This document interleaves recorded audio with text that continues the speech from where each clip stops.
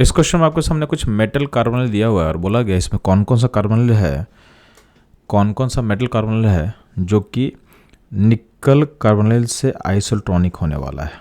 तो सिंपल था ना, आपका जो कार्बोनिल में जो CO एज लिगेंड की तरह काम कर रहा है, इस पर आपका चार्ज क्या होता है, चार्ज होता है इस पर 0।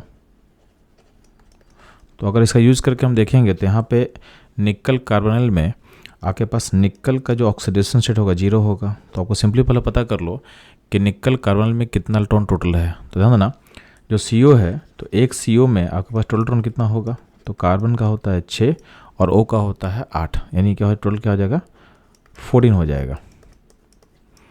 तो आपके पास निकल कार्बन में इलेक्ट्रॉन कितना होगा, तो आपके पास CO का नंबर 4 है तो 4 × 14 करने से 56 आएगा और निकल का 28 इलेक्ट्रॉन को आप ऐड कर दो तो 56 + 28 कितना होगा, तो हो जाएगा आपके पास 84। अब आपको चेक करना है कि कहाँ कहाँ पे 84 इलेक्ट्रॉन दिख रहा है आपको। तो आप देखोगे VCO6 में आपका वैडियम का ऑक्सीडेशन से 0 होगा तो उसका इलेक्ट्रॉन कितना होगा 23 होगा, और CO का 6 है तो वैल्यू होगा आपके पास 84। तो 84 + 23 कितना हो जाएगा, तो हो जाएगा 107। ठीक है। अगर बात करते हैं CrCO5 में तो CO का 14 × 5 कर दो कितना होगा 70 प्लस क्रोमियम का जो कि ऑक्सीडेशन से 0 है तो यहाँ पे 24 इलेक्ट्रॉन यहाँ से ले सकते हैं, तो हो जाएगा आपका 94 इलेक्ट्रॉन होगा।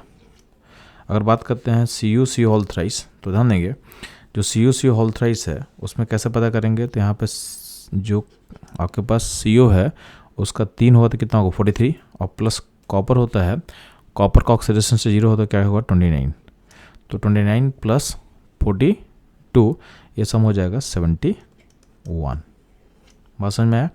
अगर बात करते हैं MnCO5 का तो CO का 5 का क्या होगा 70 होगा प्लस Mn का ऑक्सीडेशन 0 है तो यहाँ से होगा 25 तो हो जाएगा आपका टोटल हो जाएगा 95। FeCO5 में ध्यान देंगे तो यहाँ पे क्या हो जाएगा आपका Fe का 26 प्लस CO का 5 का होगा 70, दोनों का सम कितना होगा 96। एक है आपका CuCO3 -3 तो यहाँ पे मेटल का चार्ज होगा -3। अब 3 CO का वैल्यू कितना होगा, तो 3 CO का वैल्यू हो जाएगा 42 और कोबाल्ट का 27 होता है उसमें 3 इलेक्ट्रॉन पर ऐड कर दो तो क्या होगा 30 हो जाएगा। ठीक है। तो 30 + 42 सम कितना हो जाएगा, सम हो जाएगा आपके पास 72। अगला पॉइंट है CrCO4 -4 तो इसमें आप देखना आपका क्रोमियम का ऑक्सीडेशन स्टेट कितना निकल के आएगा, ये हो जाएगा -4। 4 कार्बन मोनोऑक्साइड का वैल्यू कितना होता है, ये होता है आपके पास होता है 56 प्लस क्रोमियम का 24 प्लस 4 इलेक्ट्रॉन ऐड कर तो क्या होगा, तो ये हो जाएगा 28।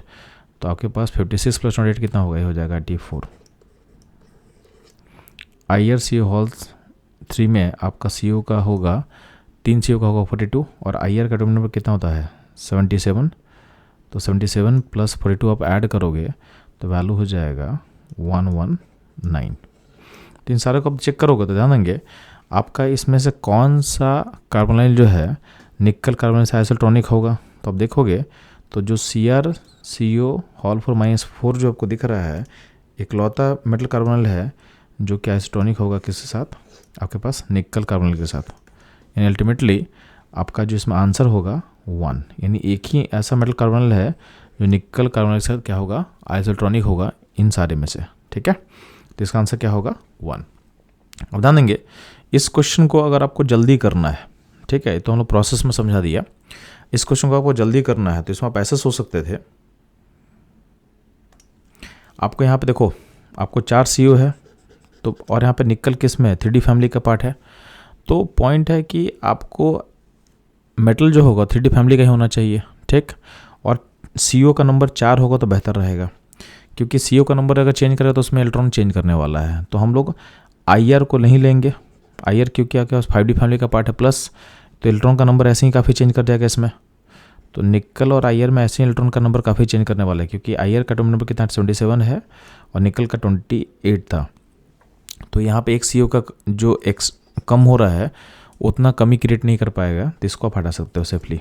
सिंपली ध्यान देना आपके पास 6 CO है हटा दो क्योंकि 3D फैमिली में 6 CO में इलेक्ट्रॉन ज़्यादा बढ़ जाएगा, 5 CO में इलेक्ट्रॉन ज़्यादा बढ़ जाएगा। ठीक है। यहाँ पे देखोगे तो 3 CO है और कॉपर है तो इसको तो आपको क्रॉस चेक करना पड़ता, तो क्रॉस चेक करके भी लेंगे तो ये क्या 71 आ जा रहा था। ठीक, यहाँ 5 CO होगा, हटा सकते हो क्योंकि 4 CO है तो 5 CO में एक्स्ट्रा 14 इलेक्ट्रॉन आएगा जो कि ब्रिज नहीं कर पाओगे। यहाँ 5 CO आप हटा सकते हो। ठीक है, यहाँ पे 3 CO है तो 3 CO है, यहाँ पे CO का नंबर क्या है, कम है, तो यहाँ पे आप निकालोगे तभी इसका वैल्यू कितना आया था, 72 आया था। आप यहाँ पे देखो, यहाँ पे 4 CO मैच किया और -4 से जो क्रोमियम का होगा वो निकल के साथ इक्वल हो जाएगा इलेक्ट्रॉन के नंबर में। तो अल्टीमेटली क्या होगा, आप डायरेक्टली बोल सकते थे कि ये इकलौता जो कंपाउंड है वो NiCl के साथ क्या होगा, आइसोटोनिक होगा। तो ये था इस क्वेश्चन का सॉल्यूशन एनालिसिस। इस तरह के सॉल्यूशंस के लिए हमारे साथ जुड़े रहें। मिलते हैं हम लोग नेक्स्ट क्वेश्चन में।